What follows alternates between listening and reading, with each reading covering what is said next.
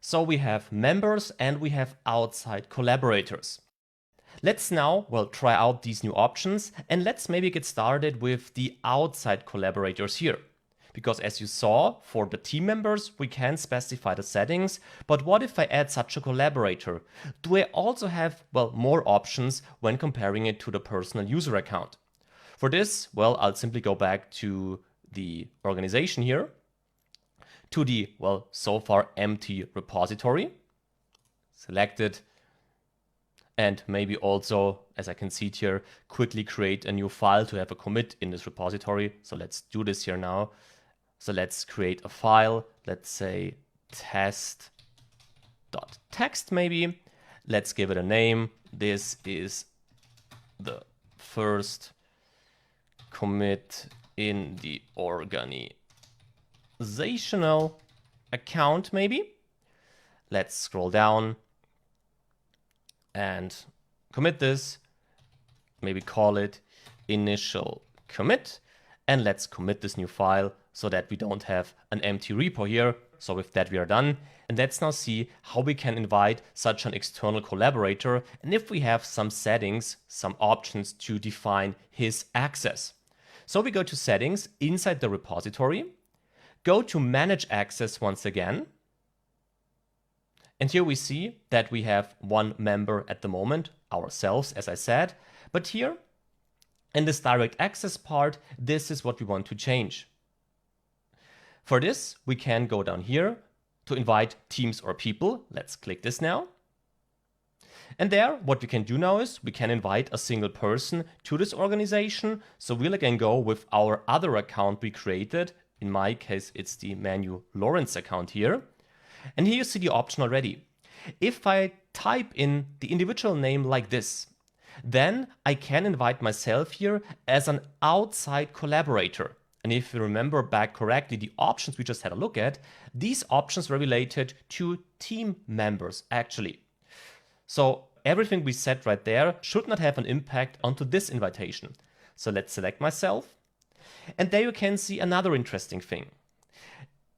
Although we also invite a collaborator to this repository, when doing this inside an organization, we can define explicit roles for the collaborators inside this repository of this organization.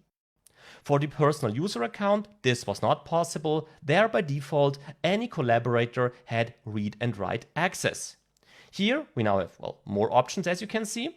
We'll go with the read one because that was actually our intention that we had to invite a collaborator to a repository, to a private repository with read access only. So let's now add, my other account in the end. We see we have one invitation and the other account has been added as collaborator with read permissions. Let me now go to the other account again. Here I am inside the account I invited and also opening the link with this account. Now we can accept the invitation right here. And we again get the information that we have view access only to, this repository. If we now go back to the organizational account or to the personal account holding this organization account to be more precise here. Here we are. Then we can reload this page, of course. And there we see one person has access to this repository and this is one outside collaborator. And we can see this collaborator down here. So it's my account and I can define or change the rule of this collaborator also down here. So you can get started by adding an outside collaborator with read-only access only. And then, once you say, hey, I want him to have more access here, we could give him write access or even more. So this is the outside collaborator. Let's now try this out also. So let's quickly create a new folder, open a new VS Code window, and then see if we can clone this project and if we can then push to it. Because actually this should not work. So let's see. So here I am inside a new Visual Studio Code project. I created an organizations folder, which is empty at the moment. And now we go back to the external collaborator account in here.